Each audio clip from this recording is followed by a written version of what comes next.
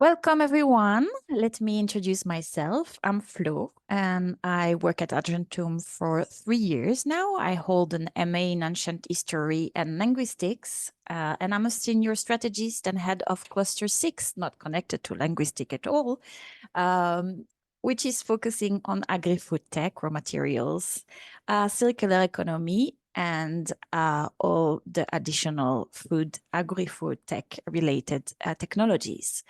Today, I will try to present you an overview of the calls available for food tech companies within the European landscape of non-dilutive fundings, or calls or grants, how we call it. So what are we going to cover today? Quite a lot, actually. So make sure you have a cup of coffee and that you concentrate. We will start with a quick map of the different sorts of funding opportunities available in Europe. We will then do an overview of the different calls available in Europe for food tech companies according to the different categories mapped in the previous section. We will briefly present Argentum's methodology. And finally, I will show you an example of submission plan for one of our food tech clients according to our multi-submission strategy in order for you to get an idea of how we work. So let's move on to the map of the EU funding opportunities and what kind of grants and non-dilutive funding opportunities are available in Europe and how can we categorize them.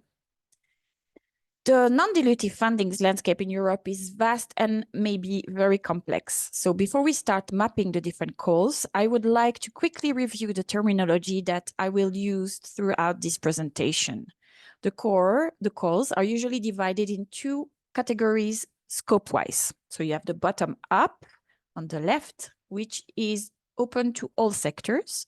And on the opposite, you have the top down, which is or sector oriented, that are defined calls within a specific sector that you need to fit in if you want to apply or be eligible.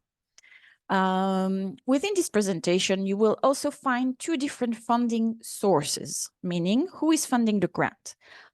You have on the left side the national funding, which is the country that your company is located in that is paying the grants, and the EU funding, meaning that the grant is funded by the European Union. So here is the map. The non-dilutive fundings, as I said, is vast and complex. So to simplify it, hopefully, and present it briefly, we may divide it in four main categories.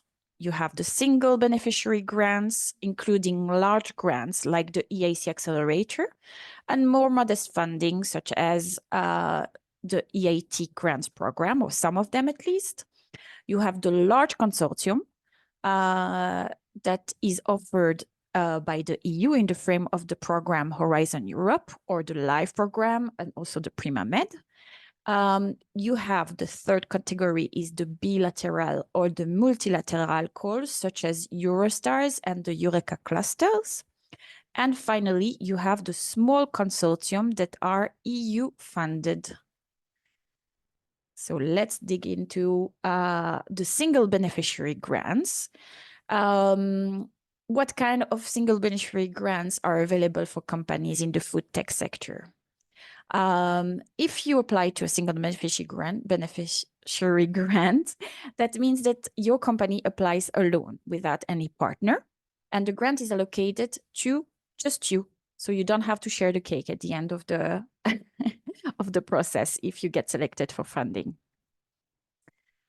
Let's see some examples. You see here, you can find two examples. So you have the famous EAC Accelerator, which is EU funded.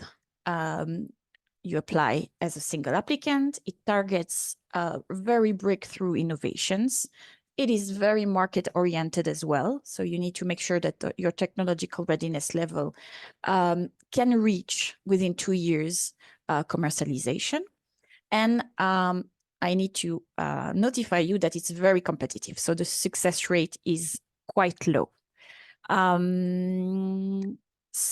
On the opposite, on the other side, you have the national funding program. So every country your government actually offers some R&D grants in order to boost their own company to invent new innovations. This is what I call the national funding mechanism. It can be either a grant or a loan, or blended. That means that part of it is a grant and part of it is a loan. Usually, this is much less competitive with a higher success rate, and it can be both R&D focused or research focused or market oriented. So that means that you can, according to the grant or the program that the country is offering, you can be at several stages of your R&D. Okay, and something very important for you to know, and this is good for the rest of the course that I will present today. Most of the grants will ask from you a part of co-funding component. That means that your company will have to self-fund part of the project. Depending on the grant, it can be 50%, 30%, or different. So that's something that we need to take into consideration when we apply to a grant, the self-funding component. Let's move on to the next single beneficiary calls with 2 grants offered by EIT Food. What is EIT? EIT is the European Institute of Innovation and Technology, and it's an independent body of the European Union set up in 2008 to deliver innovation across Europe. The EIT seeks to power innovators and entrepreneurs across Europe to turn their best ideas into products, services, jobs, and growth. The EIT brings together leading business, education, and research organizations to form a dynamic cross-border partnership.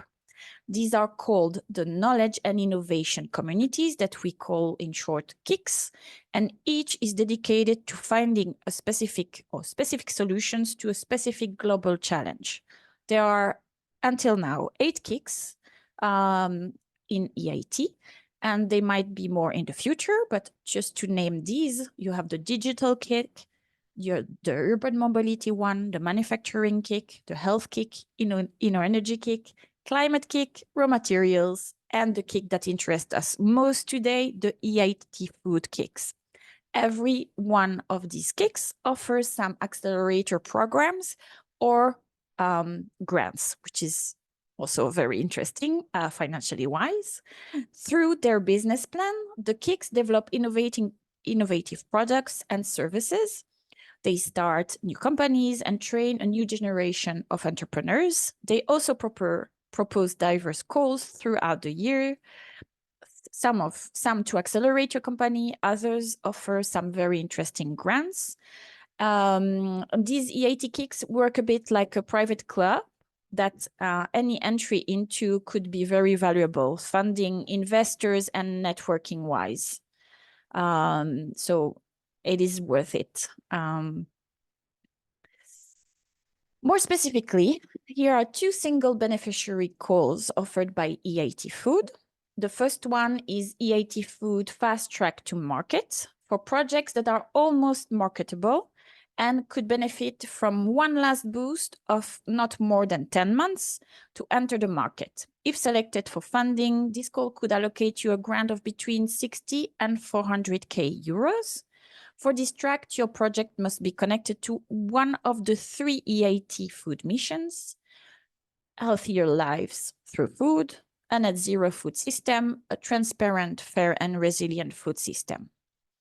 The second call that I'm talking about is the EIT Food Accelerator Network to validate your technology and ensure a successful commercialization. This is more of a mentoring program with some nice 50k prize.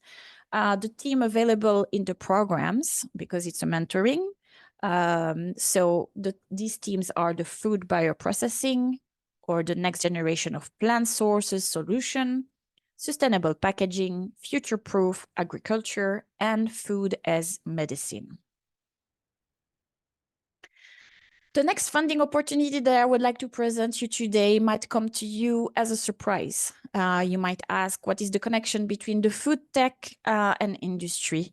and the European Space Agency? Well, for that, you will have to think a bit out of the box and understand that ESA has a special funding program for non-space tech companies that either have a great impact on our on environmental issues, or could integrate one of the space assets within their technology or solution, or could boost their business value and profits by using the space assets.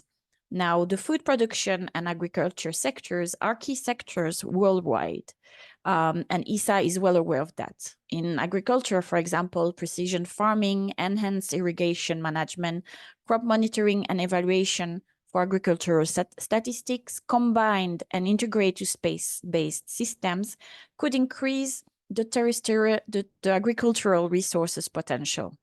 In the food sector, space assets such as SATCOM, GNSS, geolocalization, and satellite imagery could improve and optimize the food security, the food traceability, and the food supply chain monitoring.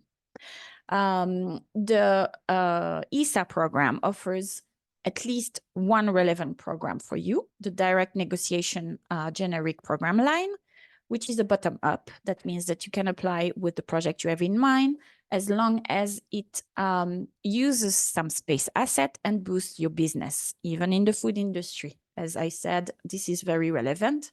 This direct negotiation program is in 3 stages and allocates you some grant between 500K and 2 million euros, depending on the country you belong to. I particularly appreciate this program because it's, although it can be very competitive, it actually brings some results. You get a follow-up to improve your each stage submission until you can pass to the next stage. And eventually, after 9 to 12 months, you get actually funded for your project if you pass every stage. So it's actually very nice. On the other side, sometimes the ESA business application program also offers some very specific calls that we call tenders that could be very relevant, and they are more sector-oriented to food tech or agri-tech.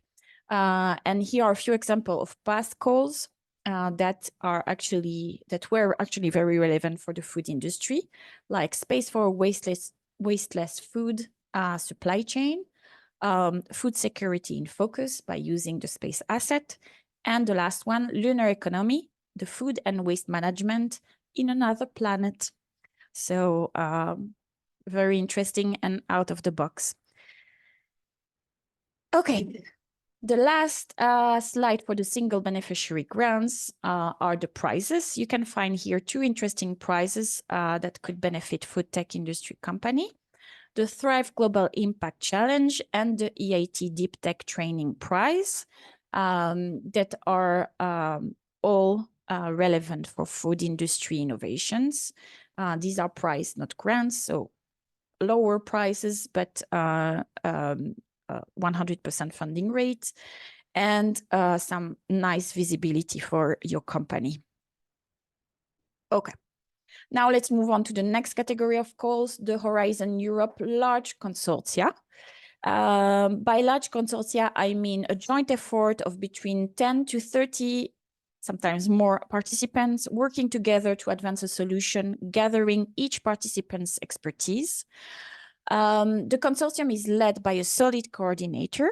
An SME can't lead a consortium like that. And the coordinator is usually a university, a research institution, or a large enterprise. This is particularly interesting to broaden your company's network, to meet some interesting research institution ideas and other industrial solutions that could come and complement yours, and also to test your solution on pilot sites. It is worth mentioning that in these projects, everyone keeps their own IPs, so don't feel threatened. It's only good things. Here are 2 examples of calls offered by the Horizon Europe program this year and focusing on food, which is what they call Cluster 6. The programs each year releases hundreds of calls that have different deadlines, requirements, topics, and funding budgets per project. And here we are talking of clear top-down calls, so very topic focused, for which the project's concept has to fit in. You can see that these two calls are clearly connected to the food tech sector. The deadline is next week, so it's not going to be doable if you want to apply to this one, but there will be more calls published for next year.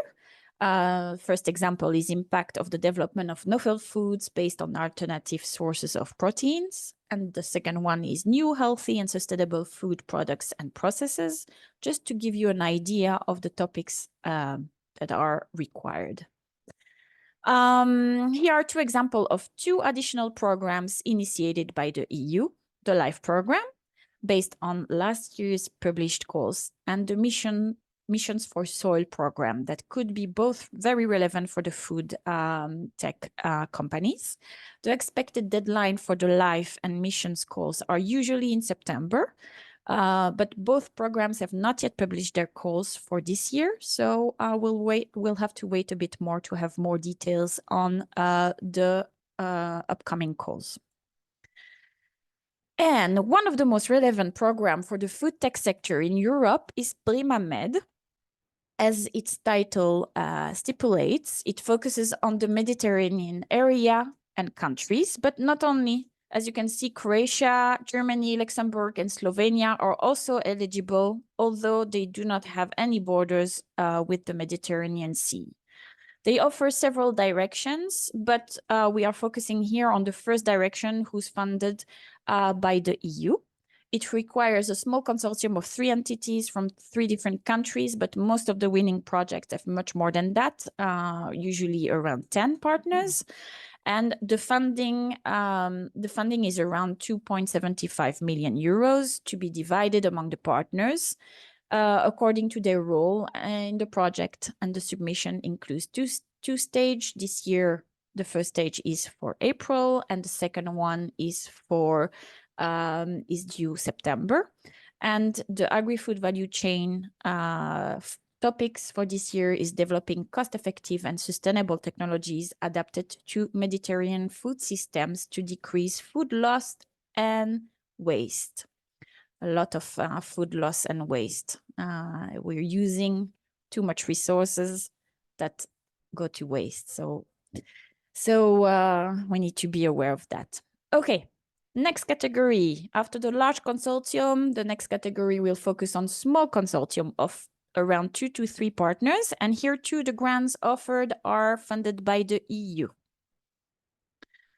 The first example is the EIC Pathfinder that focuses on really low technological readiness levels from 1 to 4, or from the ideation to the pilot. And the project submitted must have a strong research component. It's necessary in the case of a low TRL. It is funded at a 100% rate and up to 4 million to be divided between the partners. This call seeks extremely innovative and mind-blowing projects, sometimes very close to science fiction, actually. So just be aware of that. The next call makes us encounter the EIT Food program again, that besides of the 2 single beneficiary calls that I presented earlier, also offer a very interesting grant for collaborative projects.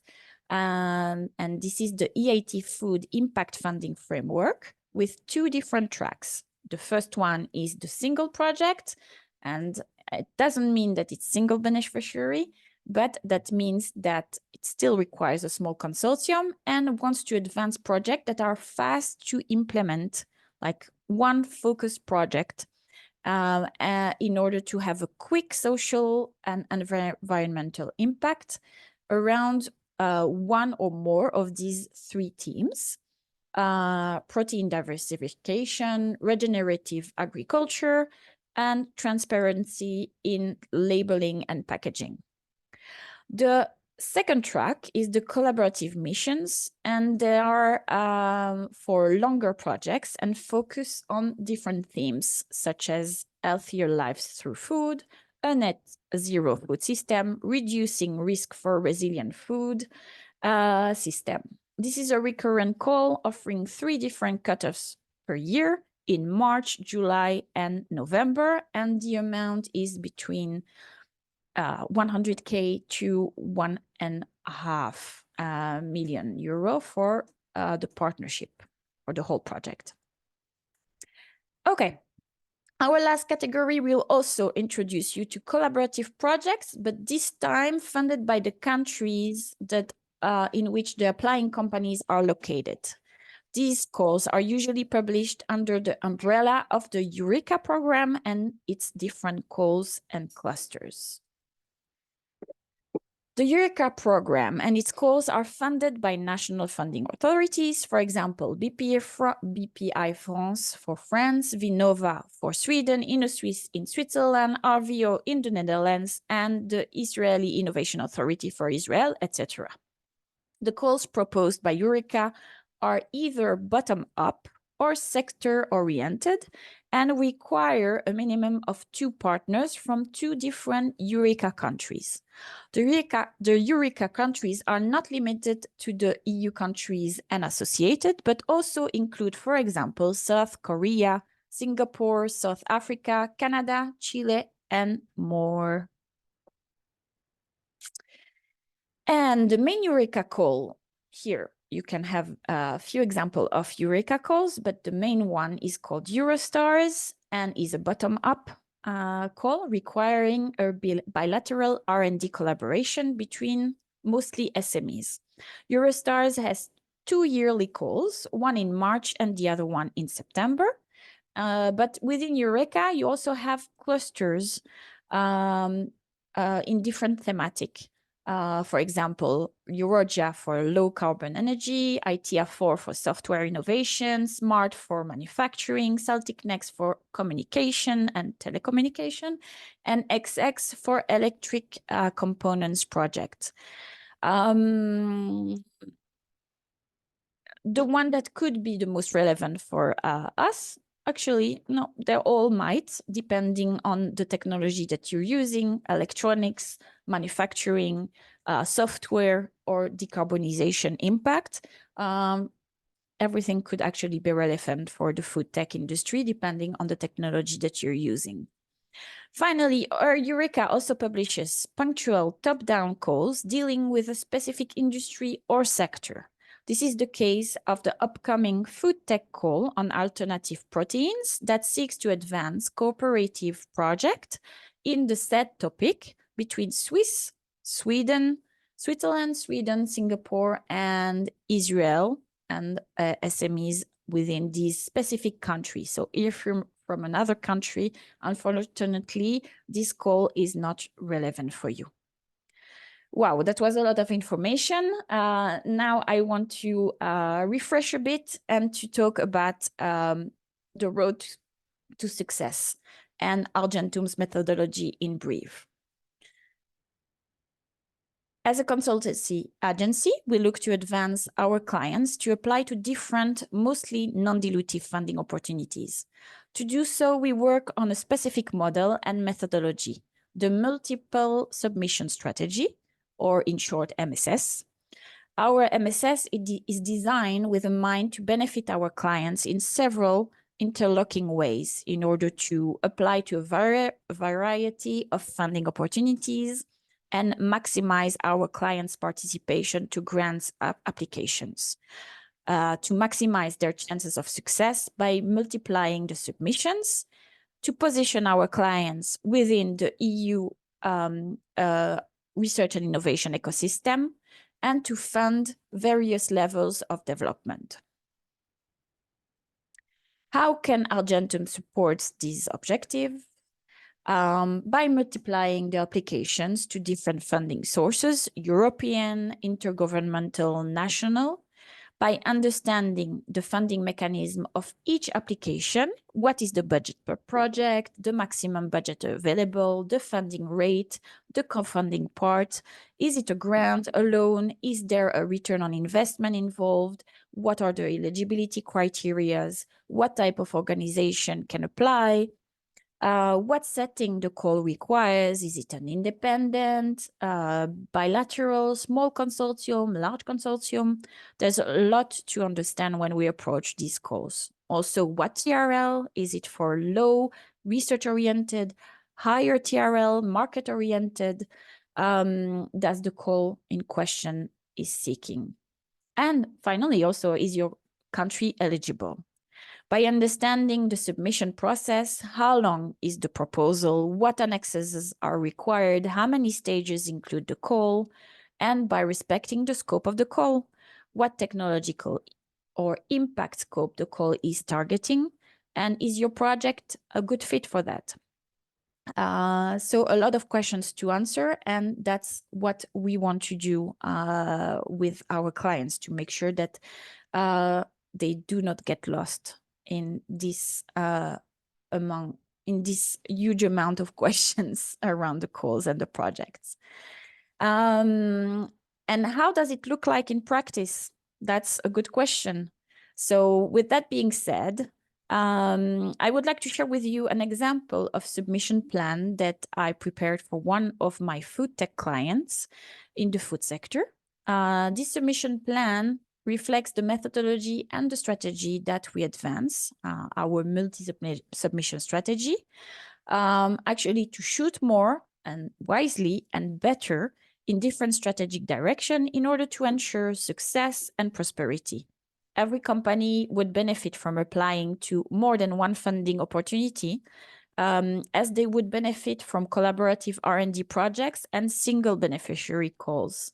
These are part of the same objectives: bring visibility, recognition, funding, of course, and success, and ensure excellent technological solution to get to life. And also to make sure that a well-built and adapted business model is presented, and that precious collaboration and networking are coming to life as well.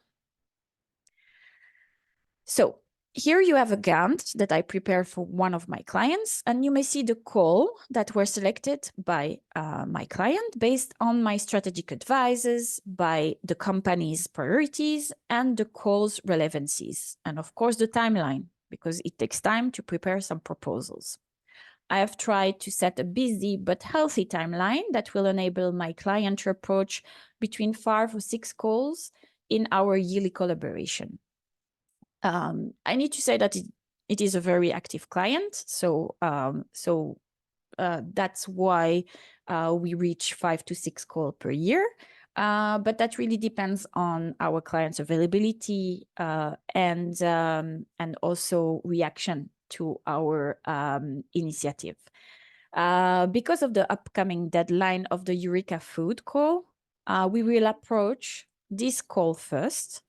And we already have actually started working on it. We are finalizing now the partnership with relevant partners, and we'll launch the proposal preparation with our consultants next week. Once the FoodTech call is submitted, we will start working on the EIC Accelerator Stage 1 and expect to submit this first stage by the end of May. We will then proceed to apply to the EIT Food Impact Funding Single Project Call. My client and I are discussing at the moment the possibility to apply with the same collaborative project and consortium than the one that we use for Eureka FoodTech project, in order to double the chances of success of the project.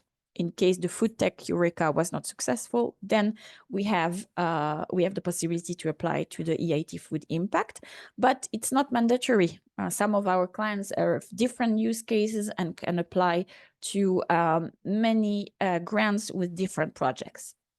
However, if both projects are selected for funding, we will have to choose the one that we want to proceed with, since there cannot be any overlapping in the funding.